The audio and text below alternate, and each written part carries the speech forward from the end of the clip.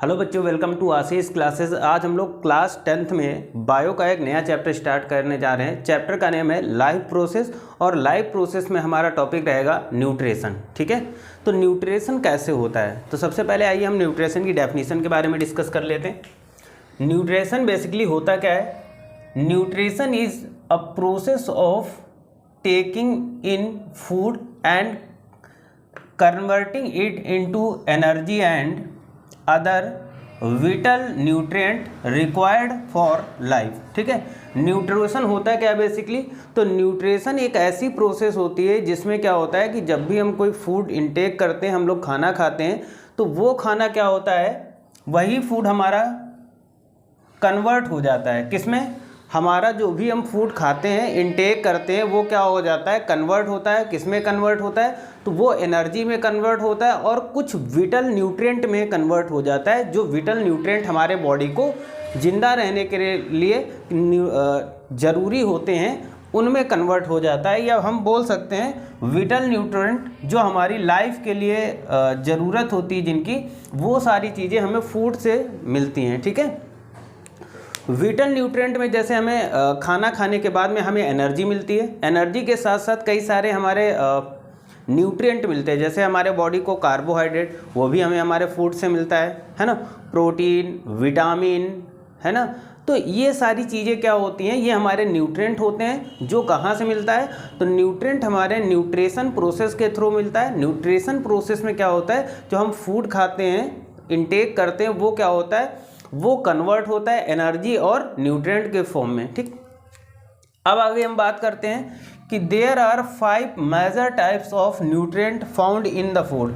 हमारे जो फूड में होते हैं वो बेसिकली 5 टाइप के मेजर न्यूट्रिएंट पाए जाते हैं। ठीक है, तो उन्हीं न्यूट्रिएंट के बारे में हम लोग डिस्कस करेंगे। सबसे पहले न्यूट्रिएंट की अगर हम बात कर लेते हैं तो पहला न्यूट्रिएंट आ जाता है हमारा कार्बोहाइड्रेट। कार्बोहाइड्रेट न्यूट्रिएंट हमारे फूड में पाया जाता है और बेसिकली हमारे बॉडी के लिए बहुत ही ज़्यादा इंपॉर्टेंट होता है। ठीक, देख लेते हैं। These provide cellular energy.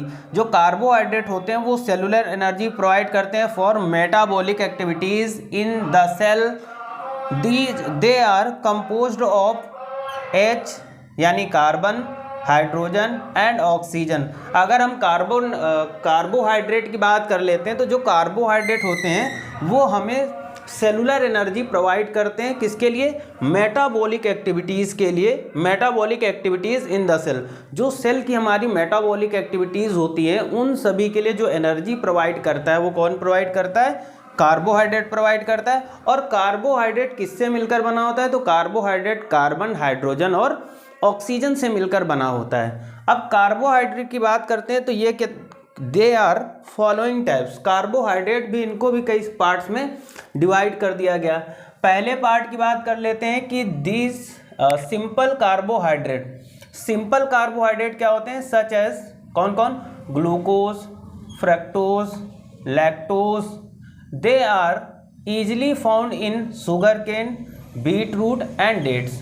ठीक है, तो सिंपल कार्बोहाइड्रेट हमारे कौन कौन से होते हैं? Glucose, fructose, lactose.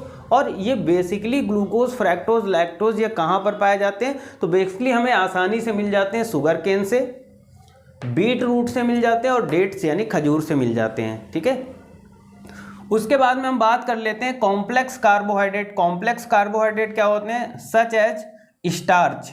ठीक है, found in potato, rice, maize, etc। तो जो कॉम्प्लेक्स कार्बोहाइड्रेट होता है वो हमारा क्या होता है? स्टार्च होता है, जो कि हमें पोटैटो से मिल जाता है ना, राइस से मिल जाता है, मैश से मिल जाता है। ओके, हम फंक्शन की बात कर लेते हैं। कार्बोहाइड्रेट के फंक्शन की बात कर लेते हैं तो they are source of energy in all organism. तो कार्बोहाइड्रेट बेसिकली होते क्या हैं? ये सोर्स ऑफ एनर्जी होते हैं। जितने भी हमारे लिविंग ऑर्गेनिज्म होते हैं उन सभी में सोर्स ऑफ एनर्जी कौन होता है? कार्बोहाइड्रेट। और ये इंस्टेंट एनर्जी भी प्रोवाइड करते हैं, मतलब कम समय में कार्बोहाइड्रेट एनर्जी प्रोवाइड करता है। ठीक है, आगे देखो। They store in plant in the form of starch. Carbohydrate की बात करें तो प्लांट में ये स्टार्च के फॉर्म में स्टोर होकर रहता है। ठीक, और एंड ग्लाइकोजन इन एनिमल।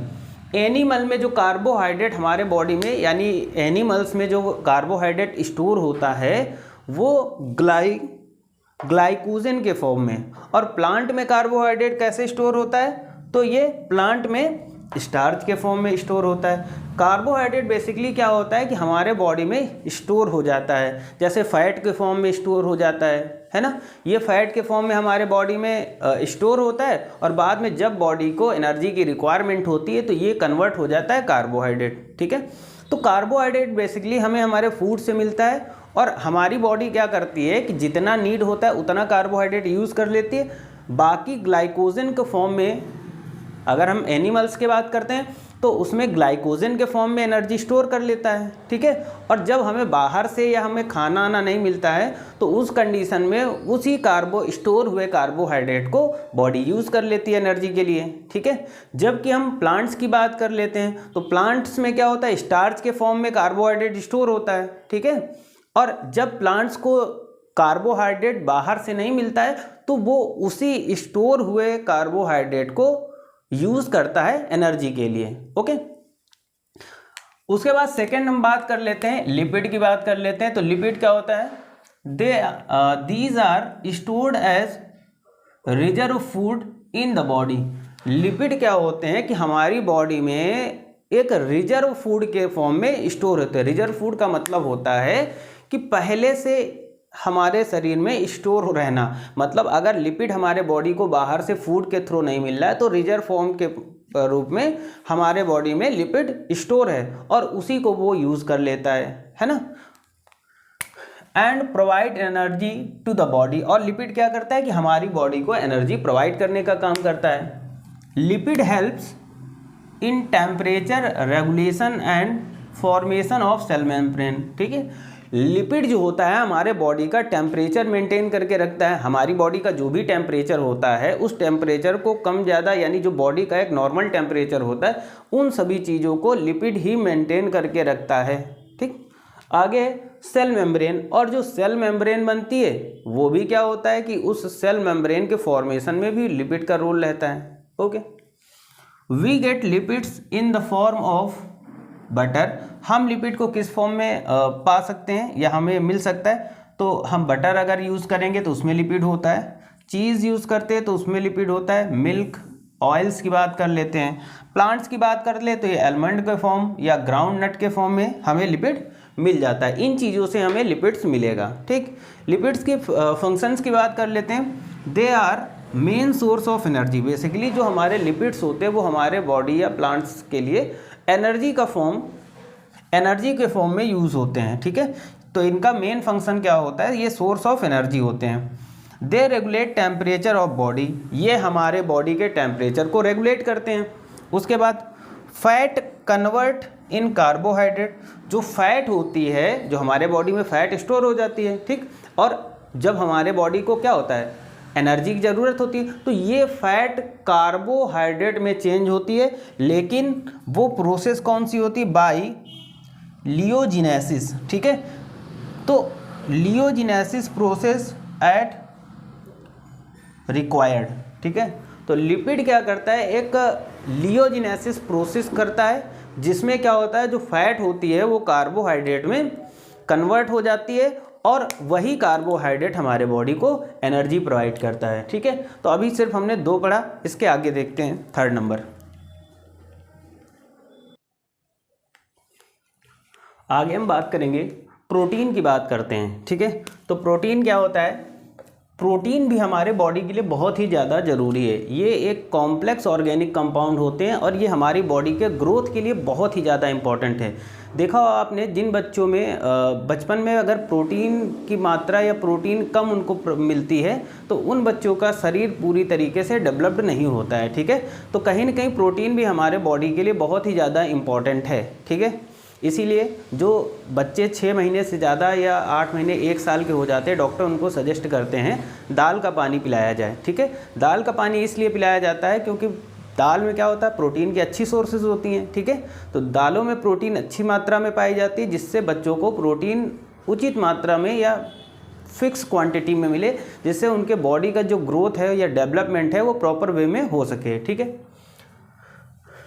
तो प्रोटीन होते क्या हैं, these are complex organic compound that help in formation of cell membrane. ठीक है, तो ये कॉम्प्लेक्स ऑर्गेनिक कंपाउंड होते हैं जो हमारे सेल मेम्ब्रेन के फॉर्मेशन में हेल्प करते हैं।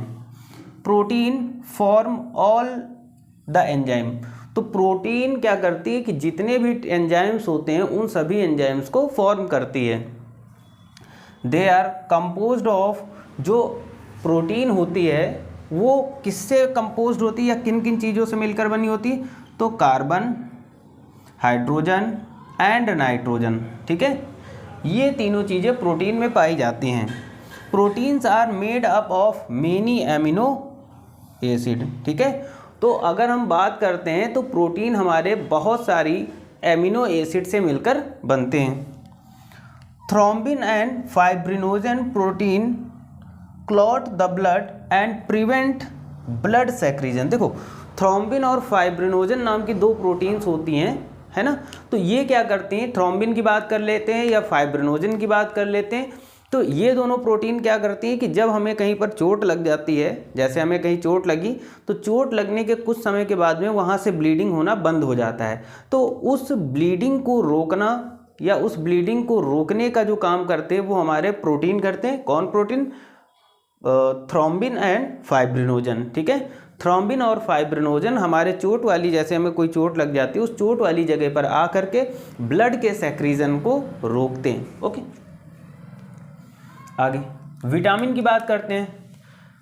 विटामिन भी हमारे बॉडी के लिए बहुत ही ज़्यादा इम्पॉर्टेंट है। अगर हमारी बॉडी के अंदर विटामिन्स कम हो जाती है तो हमारा शरीर क्या हो जाता है, बीमार हो जाता है, यानी हमें कई सारी बीमारियां हो जाती हैं। ठीक है, हमारे शरीर में बेसिकली बीमारियां आने का रीज़न यही है कि जब हमारे शरीर में विटामिन्स वगैरह कम हो जाती हैं। ठीक, तो अगर हम विटामिन्स की बात कर लेते हैं तो they are complex organic compound. Vitamin भी हमारी क्या होती है, कॉम्प्लेक्स ऑर्गेनिक कंपाउंड होती हैं।